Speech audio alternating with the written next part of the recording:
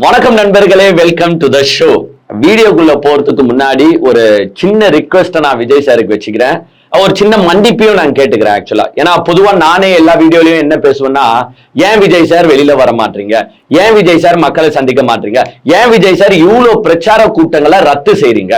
ஏன்னா கடலூரை ரத்து செஞ்சாரு, புதுக்கோட்டையை ரத்து செஞ்சாரு, சைதாப்பேட்டையை ரத்து செஞ்சாரு, வெளிவாக்கத்தை ரத்து செஞ்சாரு, அண்ணா நகரை ரத்து செஞ்சாரு, டி நகரை ரத்து செஞ்சாரு, எல்லா பிரச்சார கூட்டங்களையும் ரத்து செஞ்சுட்டு இருக்கும் போதே நானே கேள்வி கேட்டேன். இப்படிலாம் பண்ணாதீங்க விஜய் சார், ஒரு அரசியல் தலைவர் இப்படி பண்ணக்கூடாது, போய் மக்களை சந்திக்கணும் அப்படின்னு பாத்தீங்கன்னா நிறைய வேண்டுகோளையும் நிறைய அவரை வசப்பாடுனே அப்படின்னு சொல்லலாம். பட் அதை எல்லாத்தையும் நான் இப்ப பின்வாங்கிக்கிறேங்க.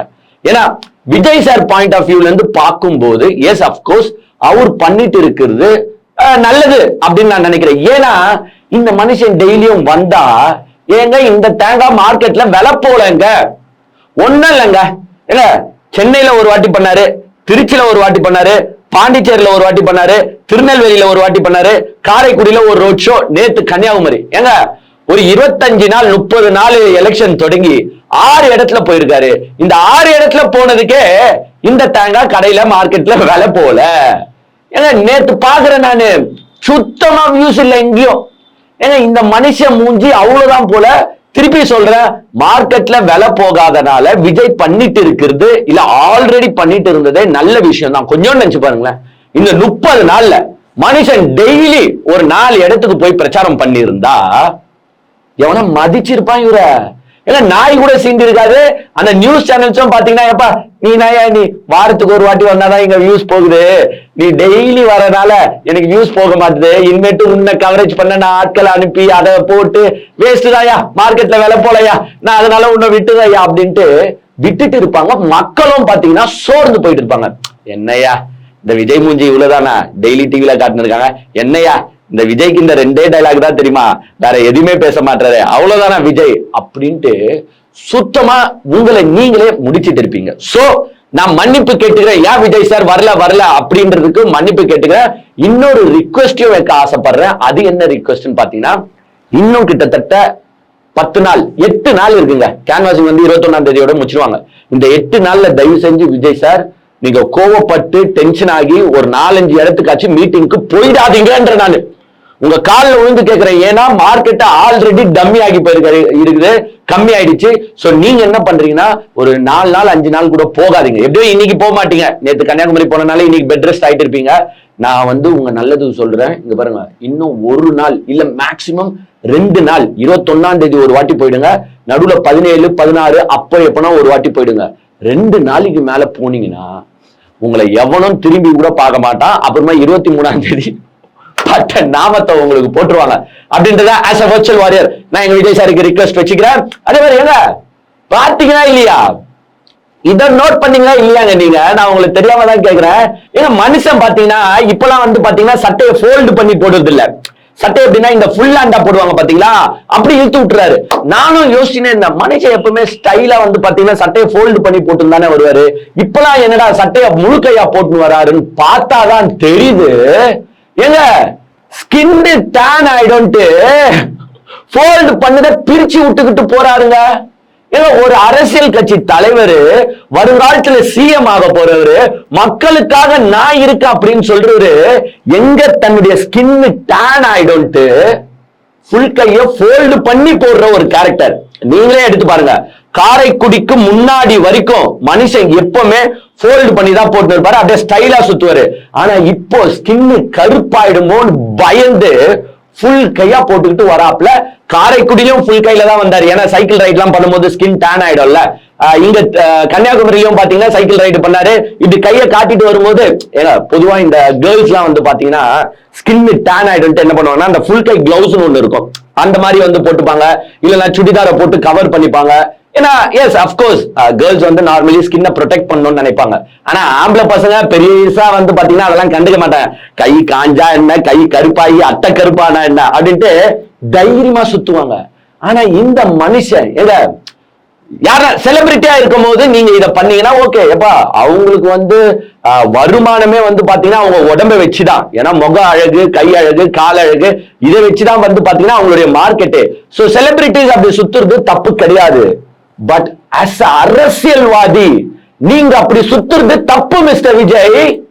ஏங்க உங்களுக்காக ஓட்டு போடுற மக்களை பார்க்க வரீங்க, அவன் ரோட்ல 4 அவர் 5 அவரா கடந்து தீஞ்சி போறான், அவன் தீஞ்சி போகலாம்.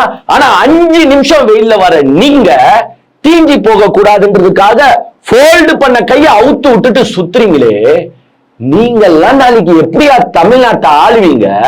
ஏங்க நாளைக்கு மழை பெய்யுதுங்க, எமர்ஜென்சி சிச்சுவேஷன், சிஎம் ஆயிட்டாருன்னு வச்சுப்போம், மழை பெய்யுது, எமர்ஜென்சி, வந்து ரோட்ல மக்களை பார்க்கணும், ஏங்க இந்த மனுஷன் வருவாருன்றீங்க. ஐயோ மழை எனக்கு அலர்ஜிங்க, நான் எப்படிங்க மழையில நனைஞ்சு வருதுன்னு வீட்டுல உட்காந்து பாப்பல. ஏன்னா நாளைக்கு செம வெயில் அடிக்குது, நிறைய ஃபங்க்ஷன்ஸ் பண்ணுவாங்க. நீங்க சிஎம்ஆ இருக்கும் போது, என்னால வெயில் அடிக்குது, என்னால வெளில வர முடியாது, நல்லா ஸ்கின் எல்லாம் வந்து கருப்பாயிடும், நான் வீட்டுல உட்காந்துக்கிறேன், வீட்டுல உட்காந்துப்பீங்களா? என்னங்க இது? கொஞ்சம் நினைச்சு பாருங்களேன். இது மாதிரி சீஃப் மினிஸ்டர் இருப்பாரா? சிஎம் ஸ்டாலின் சார் இருப்பாரா? இல்ல டெபுட்டி சீஃப் மினிஸ்டர் உதயநிதி இருப்பாரா? ஏன்னா உதயநிதியும் அது எப்படி சொல்லனா, தங்க தட்டுல வளர்ந்தவர் தான் உதயநிதி. அவர் எப்படி சுத்தின்னு இருக்காரு? மக்கள் தான் எனக்கு முக்கியம், மக்களாலதான் நான் வாழ்ந்துட்டு இருக்கேன், அவங்களுக்காக வெயிலையும் போவோம் மழையிலையும் போவோம். ஏன்னா அவங்க எல்லாம் பாத்துருக்கீங்களா இல்லையா? வெயில் அப்படி சுத்துறாங்க, ஒரு நாளைக்கு 6 இடத்துல பிரச்சாரம் பண்றாங்க. சிஎம் ஒரு சைடு பண்ணிருக்காரு. ஏன்னா மழை பெஞ்சாலும் சரி, வெறும் ரெயின் கோட்டை போட்டு மிஞ்சி போனா ஒரு கொடை எடுத்துக்கினா அப்படியே போவாங்க, நடப்பாங்க, அழுக்கு தண்ணியில நடப்பாங்க. ஏங்க இந்த மனுஷன் அடிக்கிற இந்த வெயில், அதுவும் எலெக்ஷன் டைம்ல தான் இறங்கி வேலை செய்வாங்க. இந்த டைம்லயே நீ இந்த சீனு போட்டுக்கின்னு ஸ்கின்னு கருப்பாயிடும் இப்படி போறியே, நீலாம் நாளை பின்ன சிஎம் ஆயிட்டா மக்களை கொஞ்சம் மாச்சி மதிப்ப. எங்க நினைச்சு பாருங்க, ஏங்க கொரோனா காலகட்டத்தை எடுத்துக்கோங்க, கொரோனா டைம்ல விஜய் தான் சீஃப் மினிஸ்டர் நினைச்சுக்கோங்க. மனுஷன் வெளில வந்திருப்பாப்ல, நடிகனா இருக்கும் போதே டோரு கீரு சவுறு கீரு எல்லாத்தையும் சீல் பண்ணிட்டு வீட்டுக்குள்ளேயே பம்பீர் உக்காந்துட்டாப்ல கொரோனா டைம்ல. இந்த மனுஷன் சீஃப் மினிஸ்டர் இருந்தா சாதா வெயிலுக்கே ஃபுல் கவரேஜோட வர இந்த மனுஷன் கஷ்ட காலங்களில் மக்களுக்கு பாதிப்பு ஏற்படும் பொழுது இந்த மனுஷன், அதாவது உங்க விஜய் வெளில வருவாரான்னு பார்ப்போம். ஆனா விஜய் சார், இது மிகப்பெரிய தப்பு. நீங்க ரோஸ்ட் பிரதர்ஸ் வீடியோவை பாப்பீங்கன்னு எங்களுக்கு நல்லாவே தெரியும். சோ இது ரொம்ப பெரிய தப்பு, நீங்க மக்களுக்கு செய்யற மிகப்பெரிய துரோகம். சோ இனிமேட்டாச்சு கைய ஃபோல்ட் பண்ணிட்டு ஸ்டைலாவே வாங்க. ஸ்கின் எல்லாம் அப்புறமா பாத்துக்கலாம், நாளைக்கு சிஎம் ஆயிட்டீங்கன்னா உங்களுக்கு வராத வருமானமா காசா, ஸ்கின் எல்லாம் அப்புறமா நம்ம சேஃப்டி பண்ணிக்கலாம். சோ கைய ஃபோல்ட் பண்ணி இனிமேட்டு வாங்க, நாங்க அத்த நிகழ்ச்சியில பார்ப்போம். இது தப்பு. ஏங்க நீங்களே நினைச்சு பாருங்க, ஒரு செலிபிரிட்டி இப்படி பண்ணலாம், ஒரு அரசியல். ஏங்க இவனுங்களெல்லாம் இப்ப இதை கேட்டோம்னு வச்சுக்கோ, அவரு கையே அவர் சட்டை அவர் ஃபோல்டு பண்ண வருவாரு, ஃபோல்டு பண்ணாம வருவாரு, உனக்கு என்னயா வந்துச்சு அப்படின்னு நம்மள கேட்பானுங்க. அசிங்கமா நம்மள திட்டுவானுங்க. ஏன் விஜய் இவ்வளவு நாள் ஃபோல்டு பண்ணு வந்தா இப்போ ஃபோல்டு பண்ணாம வரான்னு யாவனா கேட்பானா? கேட்க மாட்டான். சரிங்க, நிகழ்ச்சிக்குள்ள இப்ப போயிடலாம். என்னப்பா இவ்வளவு நேரம் பேசிட்டா இப்பதான் நிகழ்ச்சிக்குள்ள போறியா அப்படின்னு கேக்குறீங்களா? தப்புன்னு பிடிச்சிடுறேன், கவலைப்படாதீங்க. ஒண்ணு இல்ல, உங்களுக்கே நல்லா தெரியும், நம்மளுடைய அஜிதா ஆக்னல் அக்கா, அதாவது ஃபர்ஸ்ட் டிவிகேல இருந்தாங்க. டிவிகேல இருந்தவங்க நேத்து வந்து பாத்தீங்கன்னா திமுக ஜாயின் பண்ணிருக்காங்க. நம்மளுடைய கனிமொழி அக்கா அவர்களின் தலைமையிலும் அங்க இருக்கிற அமைச்சர்கள் முன்னிலையிலும் பாத்தீங்கன்னா திமுக இணைஞ்சிருக்காங்க. இவங்க உங்களுக்கு ஆல்ரெடி இவங்களை பத்தி நிறைய கேள்விப்பட்டிருப்பீங்க. ஏன்னா ஒரு தைரியமான பெண்மணி யாருன்னு பாத்தீங்கன்னா அஜிதா ஆக்னல். பிகாஸ் அந்த கட்சியில இருக்கிற ஆம்பளைங்க கூட அவரை எதிர்த்து கேள்வி கேட்டிருக்காங்களா, அவர் காரை பிளாக் பண்ணிருக்காங்களா, அவங்களுக்கு நடக்கிற அநியாயத்தை எதிர்த்து பேசி இருக்காங்களான்னா சத்தியமா கிடையாது. ஆனா இந்த பெண்மணி, அதாவது தூத்துக்குடி மாவட்டத்துல இருக்கிற அஜிதா ஆக்னல் அப்படின்றவங்க விஜயோட காரையே மறைச்சாங்க. என்னங்க நீங்க எனக்கு பொறுப்பு தரல, இவ்வளவு வருஷமா உங்களுக்காக நான் கஷ்டப்பட்டுட்டு இருக்கேன், உங்களுக்காக நான் அவ்வளவு செலவு பண்ணிருக்கேன், உங்களுக்காக என் மாவட்டத்தை டெவலப் பண்ணி வச்சிருக்கேன், ஆனா நீங்க எனக்கு பொறுப்பு தராம வேற எவனோ ஒருத்தர், அதுவும் இப்ப வந்தவனுக்கு பொறுப்பு தரீங்களேன்ட்டு ஏங்க ஸ்ட்ரைட்டா பணிவரே போயாச்சு. விஜய் வீட்டாண்டே ஆதரவாளரை கூட்டின்னு போயிட்டு விஜய் கார் வருது மொறைக்கு அப்படியே போயிருந்தாங்க. அவங்களோட தைரியத்தை நான் பாராட்டுறேன். ஏன்னா இதுதான் சுயமரியாதைங்க. இவங்களாம் ஆக்சுவலா திமுக இருக்க வேண்டியவங்க தான், வழி மாறி டிவிக்கு போயிட்டாங்க. ஏங்க முறைக்கு அப்படியே நின்னாங்க. ஆனா விஜய் ஏங்க இறங்கி நம்ம வாமா உள்ள வந்து பேசலாம் அப்படி கூட சொல்லுங்க, விட்டா ஏத்திட்டு இருப்பாரு. அவங்க மறைக்கிறாங்க, இவர் பாட்டு அப்படியே தள்ளிங்க டேஷ் பண்ணிக்கிட்டு டோருக்குள்ள ஓடி போயிட்டாப்ல. முடிகிற வரைக்கும் வெயிட் பண்ணிருந்தாங்க. சரி விஜய் வருவாரு விஜய் வருவாருன்னு வெயிட் பண்ணிருந்தாங்க. ஏங்க முடிஞ்ச பிறகு, மீட்டிங் முடிஞ்ச பிறகு புஷியானந்த் என்ன பண்ணாரு, ஏங்க பேக் சைடு கேட் வழியா ஓடி போயிட்டாப்ல. புஷியானந்த் மாட்டிருந்தா நீ கண்டிப்பா அடி வாங்கிருப்பாரு போல அஜித் ஆக்னல் கிட்டயும் அவங்க ஆதரவாளர் கிட்டயும். பேக் சைட்ல ஓடி போயிட்டாரு. விஜய் இப்போ வரணும், விஜய் வரும்போது எங்கடா திருப்பி பிளாக் பண்ணி பிரச்சனை பண்ணிடுவாங்களோன்ட்டு அந்த சைடுக்கா சிடிஆர் நிர்மல்குமார் இந்த ஆதவ அர்ஜுன் எல்லாம் வாங்க பேச்சுவார்த்தை ரத்துல வாங்க அப்படின்னு கூட்டின்னு போயிட்டு பேசிட்டு இருக்கிற நேரத்துல விஜய் பயந்து ஓடினாருங்க. ஏங்க விஜயை ஓட விட்ட ஒரு நிர்வாகினா அது வந்து பாத்தீங்கன்னா அஜிதா ஆக்னல் தான். சோ அவ்வளவு தைரியமானவங்க அவங்க வந்து அவங்களுக்கு சீட்டு கிடைக்கும்ட்டு வந்து பாத்தீங்கன்னா தாவேகா கட்சியில வெயிட் பண்ணிட்டு இருந்தாங்க. பட் தாவேகா கட்சியில அவங்களுக்கு சீட்டு தரல. சரி, அவங்களுக்கு சீட்டு தரல, அந்த கட்சிக்காக உழைத்த அந்த மாவட்டத்துல ஃபீல்டு ஒர்க் பண்ண ஏதாவது ஆட்டோ தொழிலாளிக்கோ, ஏதாவது விஜய்க்காக போஸ்டர் ஓட்டினவனுக்கோ, ஏதாவது விஜய்க்காக கொடி நட்டினவனுக்கோ சீட்டு கொடுத்திருக்காங்களான்னா கிடையாது. அங்க யாருக்குப்பா சீட்டுன்னு கேட்டீங்கன்னா அவருடைய நண்பர், அதாவது காமெடி நடிகர். அவரு ஒரு சீரியஸ் நடிகர்னா கூட பரவாயில்ல, காமெடி பண்ணிட்டு இந்த ஜோக்கர் சுத்துற மாதிரி சுத்துற ஒரு ஆளு ஸ்ரீநாத்ன்ற கேரக்டர். அந்த ஸ்ரீநாத் தன்னுடைய நண்பன் அப்படின்ற ஒரே காரணத்துக்காக என்ன பண்ணிருக்காருன்னா தூக்கிட்டு போயிட்டேப்பா தூத்துக்குடியில அஜிதா ஆக்னல் போடுற இன்ட்ரெஸ்ட் எல்லாம் இல்ல. ஏன்னா அஜிதா என்ன கேள்வி கேட்டுட்டாங்க, ஏன்னா அஜிதா என் காரை பிளாக் பண்ணிட்டாங்க. ஒரு பெண் இவ்வளவு பண்ணலாமா, அப்ப நான் சும்பையா அப்படின்ட்டு வேணும்ட்டே அஜிதாக்கு சீட்டு தராம இந்த ஸ்ரீநாத்தை கூட்டிட்டு போயிட்டு அங்க நிக்க வச்சிருக்காங்க. சோ அவங்க டென்ஷன் ஆவாங்களா இல்லையா? ஏங்க ஒரு கட்சிக்கு அவங்க எவ்வளவு இன்வெஸ்ட்மெண்ட் பண்ணிருப்பாங்க. ஏங்க சாதா இன்வெஸ்ட்மெண்ட் கிடையாதுங்க, அவங்க சொந்த காசை. விஜய் கூட இந்த கட்சிக்காக அவர் சொந்த காசை போட்டு கிடையாது. அங்கங்க ஃபண்ட் வருது, அங்கங்க ஆதவ அர்ஜுனா துட்டு அப்படி இப்படின்னு எடுத்து போட்டுருப்பாப்ல. ஆனா இந்த மாதிரி மாவட்டத்துல இருக்கிறவங்க அவங்களுடைய சொந்த காசை போட்டுதான் செயல்படுத்திருப்பாங்க. இப்ப அவங்களுக்கு வந்து பாத்தீங்கன்னா டென்ஷன் ஆகி, என்னங்க உங்க ஃப்ரெண்டுன்ற ஒரு காரணத்துக்காக அந்த மனுஷங்க தூக்கி வந்து இங்க நிக்க விடுறீங்களே, அப்ப இவ்வளவு நாள் நாங்க ஃபீல்ட் ஒர்க் பண்ணவங்க நிலைமெல்லாம் என்னன்ட்டு நேற்று வந்து பாத்தீங்கன்னா இவங்க இனிமேட்டு இந்த கட்சியில என்னால பயணிக்க முடியாது. ஏன்னா ஒரு பெண் உங்களை எதிர்த்த, ஒரு பெண் உங்களை கேள்வி கேட்ட அப்படின்ற ஒரு காரணத்திற்காக நீங்க எனக்கு சீட்டும் தர மாட்டீங்க. நீங்க இனிமேட்டு இந்த கட்சியில எனக்கு வளர்ச்சி இருக்குமானா கண்டிப்பா இருக்காது. ஏன்னா விஜய் டார்கெட் பண்ணிட்டாரு, ஒரு பெண்ணுனும் டார்கெட் பண்ணிட்டாரு. இன்னொன்னு நான் பல காலமா அந்த அக்கா கிட்ட சொல்லுங்க, அக்கா உனக்கு நல்லது செய்ய மாட்டாரு, கேட்டுக்கோ கேட்டுக்கோ. பிகாஸ் உன் பேர்லயே அஜித் இருக்குக்கா, அஜித் தான் வச்சிருக்காங்கன்னா அப்ப அஜித்ன்ற பேருக்குல விஜய் சீட்டு தருவாப்லையாக்கா, தயவு செஞ்சு அங்க இருக்காதுன்னு சொல்லியிருந்தேன். இருந்தாலும் நேத்து வந்து பாத்தீங்கன்னா அவங்க வந்து திமுக வந்து தன்னை இணைச்சிட்டாங்க. பட் அக்கா இதுக்கு மேலதான் நீ பார்த்து இருக்கணும். ஏன் இத சொல்றேன்னா தாவேக்காலந்து எதனா ஒரு பெண்கள் மாறி டிஎம்கேவில் இணைந்தால் இவனுங்க என்னென்ன செய்வானுங்கன்னு உங்களுக்கு நல்லாவே தெரியும்ல, என்னென்ன பேசுவானுங்கன்னு உங்களுக்கு நல்லாவே தெரியும்ல. அசிங்கமா திட்டுவானுங்க. இன்னைக்கு எப்படி வைஷ்ணவி திமுக வந்து இணைஞ்ச பிறகு வைஷ்ணவி ஒரு கைக்கூலினானுங்க, கைக்கூலி வார்த்தையை கூட விடுங்க, வச்சு பேசினானுங்க பாருங்க அந்த பொண்ணு அசிங்கமா எவ்வளவு கேவலமா திட்டானுங்க தெரியுமா? அதே மாதிரி நிலைமை அஜிதா அக்கா உங்களுக்கும் நேரிடும். உங்க மாவட்டத்துல இருக்கிற தாவேகா காரனே உங்களை அசிங்கமா பேசுவான். உங்க மாவட்டம் மட்டும் இல்லாம மாநிலத்துல இருக்கிற எல்லா தாவேகா காரனும் இந்நேரத்துக்கு நீங்க திமுகவோட கைக்கூலி பாத்தியா, இதனாலதான் எங்க விஜய் சார் உனக்கு சீட்டு தரல, நீ எப்படின்னா திமுகவல்ல இணைஞ்சிருவ, நீ திமுகவின் கைக்கூலி தெரிஞ்சுதான் எங்க ஆளு சீட்டு தரல அப்படின்னு உருட்டுன்னு உருட்டுவானுங்க. ஏங்க மத்த கட்சியில இருந்து டிவிக்கல வந்து ஜாயின் பண்ணலாம், யார் வேணாலும் ஜாயின் பண்ணலாம், புனிதர் ஆயிடுவாங்க. ஆனா இவங்க கட்சியிலிருந்து இவங்க சீட்டு தரலன்னோ, இவங்க மதிக்கலன்னோ, இவங்க முன்னுரிமை தரலன்ட்டு வேற கட்சிக்கு போய் ஜாயின் பண்ணா அசிங்கமா திட்டுவானு. அதாவது சொல்ல முடியாத பச்சை வார்த்தைகளை திட்டுவானுங்க. இவங்க தான் யாருன்னு பாத்தீங்கன்னா மாற்று அரசியல். அந்த மாற்று அரசியலுக்கான மாற்றமே வந்து பாத்தீங்கன்னா இந்த தற்குறிகள் தான். ஏன்னா ஏன் இந்த வார்த்தை நான் அஜித் ஆக்னலுக்காக திருப்பி சொல்றேன்னா, அவங்க ஏற்கனவே பொறுப்பு தரலன்றதுக்காகவே மயக்க மருந்து சாப்பிட்டவங்க, தைரியமான பெண் தான். பட் இருந்தாலும் தன்னுடைய உழைப்பு நிறைய கொட்டி இருக்கிறதுனால பொறுப்பு தரலையே அப்படின்ற ஏக்கம் எல்லாருக்குமே இருக்கும். அதுக்காகவே மருந்து சாப்பிட்டு ஹாஸ்பிட்டல் அட்மிட் ஆனவங்க.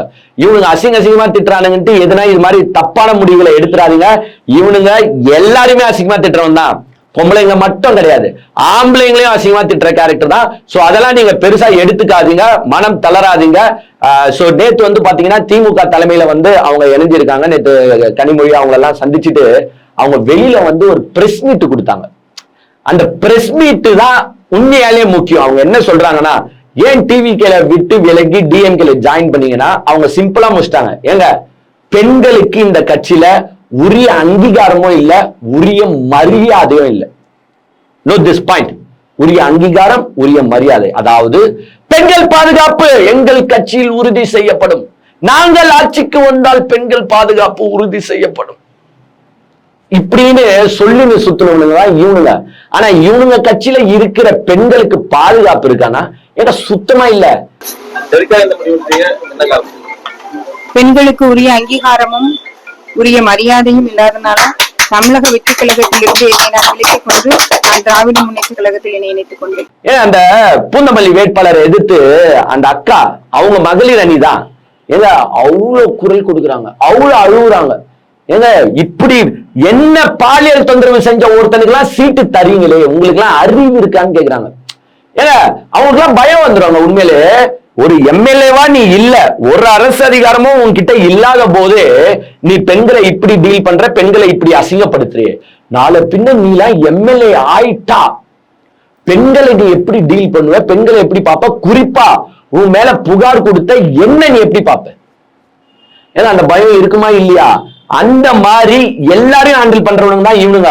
தாவேக்கால இருக்கிற வேட்பாளரை எடுத்து ஒரு லிஸ்ட் போட்டு பாத்தீங்கன்னா பாதிக்கு பாதி எல்லா டுபாகூர், கஞ்சா வித்தவன், சரக்கு வித்தவன், பெண்களுக்கு ஆபாச படைகளை அனுப்பினவன், இப்படி பெண்களை பாலியல் இச்சையோட பார்த்தவன், இவங்களுக்கு எல்லாம் சீட்டை குத்துட்டு இவரு தான் சொல்றாரு பெண்கள் பாதுகாப்பு நான் தரப்போறேன், கிழிக்க போறீங்க. சோ இது மாதிரி பாத்தீங்கன்னா ஒவ்வொரு மாவட்டத்துல இருந்தும் பாதி பேர் பாத்தீங்கன்னா நிர்வாகிகள் அங்கிருந்து விலகுறாங்க.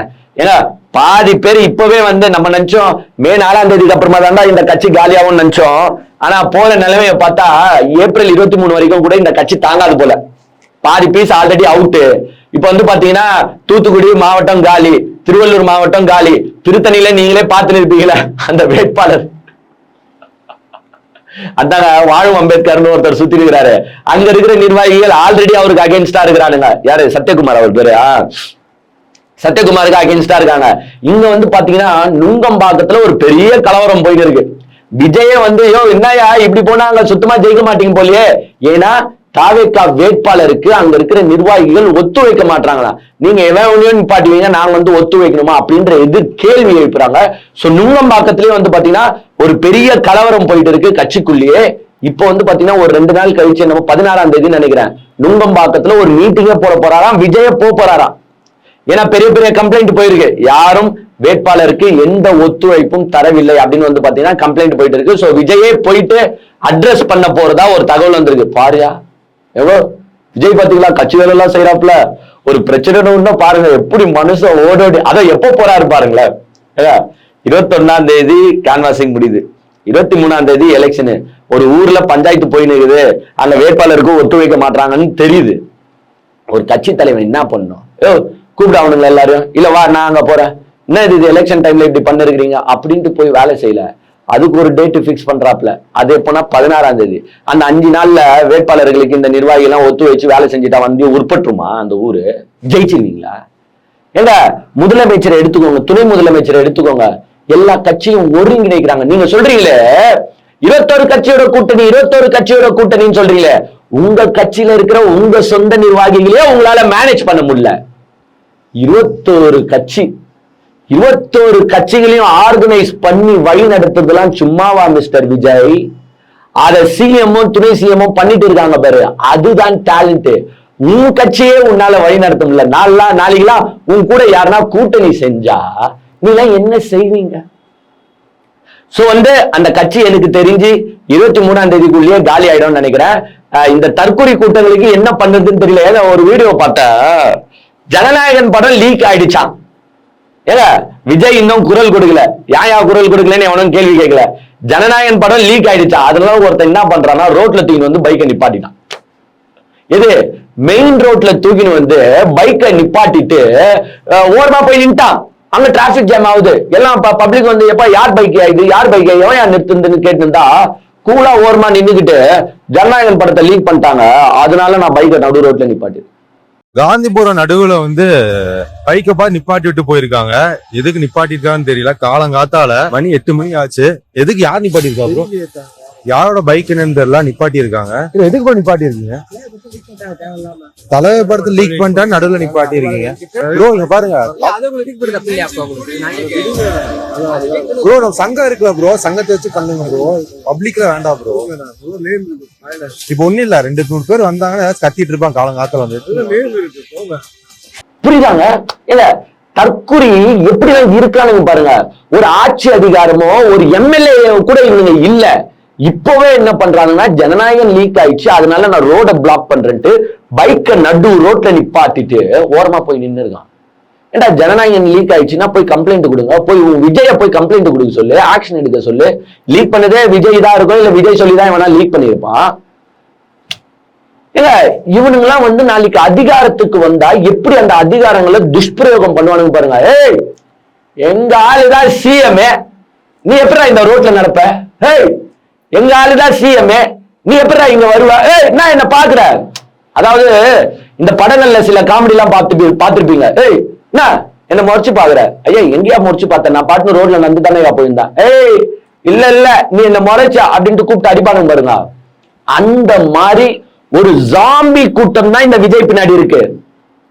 ஒரு பைக்கை நிப்பாட்டிட்டு நடு ரோட்ல பப்ளிக்க டிஸ்டர்ப் பண்ணிட்டு இருக்கிறன்னு கூட தெரியாம இவனெல்லாம் ஆக்சுவலா போலீஸ் இப்படி டீல் பண்ணக்கூடாது. கூட்டிட்டு போயிட்டு அந்த பைக் எடுத்துட்டு போய் போலீஸ் ஸ்டேஷன்ல வச்சு ஒரு வாரத்துக்கு வாராசா சுத்துராசா பைக்கை இன்மெட்டு நிப்ப ரோட்ல வெப்ப, இன்மெட்டு நீ பைக்கை தொடுவியா அப்படின்ற மாதிரி இவனெல்லாம் டீல் பண்ணாதான் இவனெல்லாம் திருந்துவான். இல்லைன்னா இவன் திருந்துவானா பாத்தீங்கன்னா திருந்தவே மாட்டாங்க. சோ இப்படிதான் பாத்தீங்கன்னா தேர்தல் பரப்புரை எல்லா இடத்துலயும் சூடா போயிட்டு இருக்கு. ஏன்னா இன்னைக்கு 13ஆம் தேதியா, இன்னும் கிட்டத்தட்ட 8 நாள் தான் இருக்கு. 21ஆம் தேதியோட கேன்வாசிங்க க்ளோஸ் பண்ணோம்.